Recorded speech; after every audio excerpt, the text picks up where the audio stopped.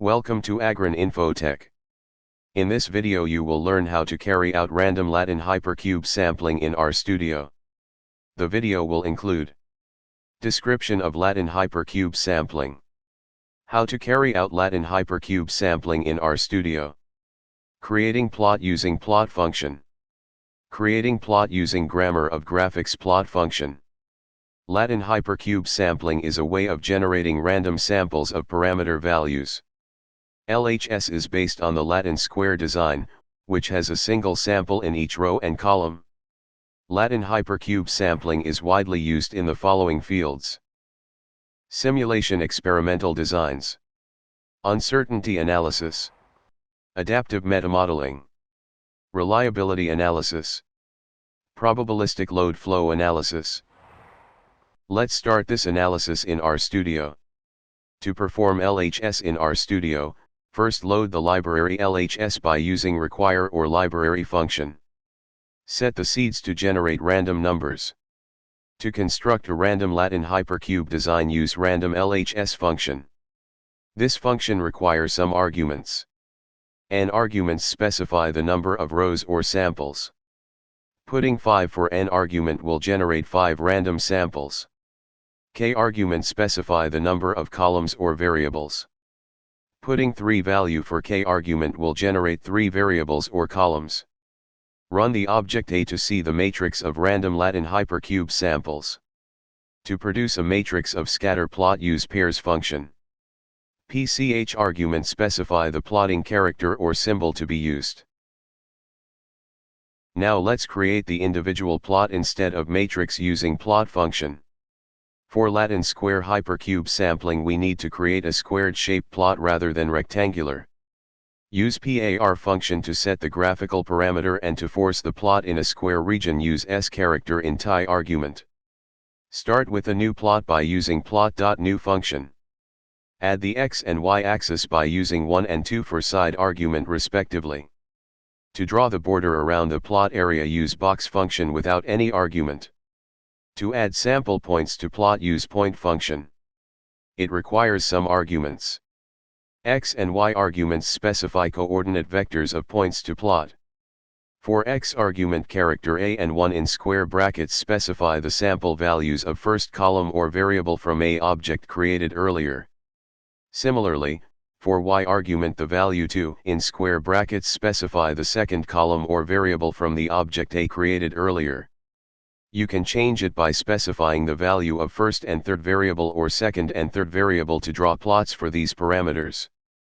PCH arguments specify character or symbol to be used.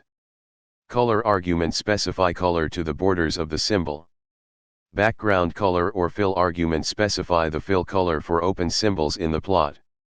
Now let's add lines to ticks of X and Y axis to draw grid cells in the plot. You can also use grid function to draw grid lines. However, I am using abline function to add straight lines to the plot. This function requires some arguments. V and H arguments specify the values for horizontal and vertical lines. First value for V and H indicates the first line to be drawn from coordinate. The second value represent the last line to be drawn from the coordinate. By argument specify the distance of lines from the first value up to the last value. For color argument, you can use any color for the grid lines. LTY argument specify the line type.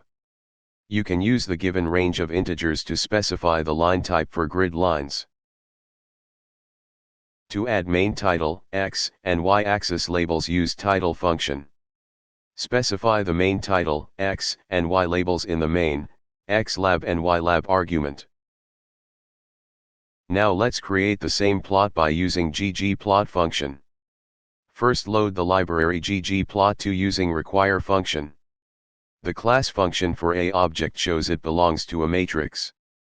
Before creating plot, change the class for object A to a data frame. Use data.frame function, which requires some arguments. Specify the columns to be used as data frame for variable 1 and variable 2. Now attach the data frame to access its different components by simply typing the name of the component. In Ggplot function, data arguments specify the default data set to be used for the plot. For aesthetic mapping function, specify x argument as variable 1 and y argument as variable 2. To add points to the plot, use Ggplot function. It requires some arguments. Size argument, specify the size of the scatter plot data points. Shape argument, specify the shape of the character symbols to be used in the plot.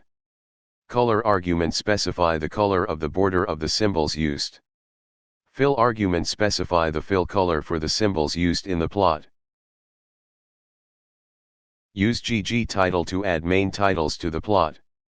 Use xlab and ylab to add x and y labels to the plot. Now let's position the scale for x and y axis. To do this, use scale x and y continuous function. Specify breaks argument by combining the list of x-axis values using concatenate function. Do the same for scaling the y-axis. To force the coordinates x and y for fixed aspect ratio, use coord equal function. Specify x and y limits. Use false for expand argument to avoid the overplotting of coordinates. Use theme function to change the theme of the plot. It requires certain arguments to get similar plot as created earlier. For panel border argument, specify the rectangle element with rectangle fill not applied. Similarly, specify panel background with NA for rectangle fill element. To draw grid lines, specify color and size of the grids in panel major grid argument. Panel on top argument, specify whether to place the panel over the data layers. Use theme function to change the formatting of main title and x and y labels. In plot title argument, you can specify color, size, and face of the main title. Similarly, the same arguments can be used to format the x and y labels. To save the plot as PNG file, use ggsave function. I hope this video will help you to understand how to carry out random Hypercube sampling using our program. Please comment below if you have any questions.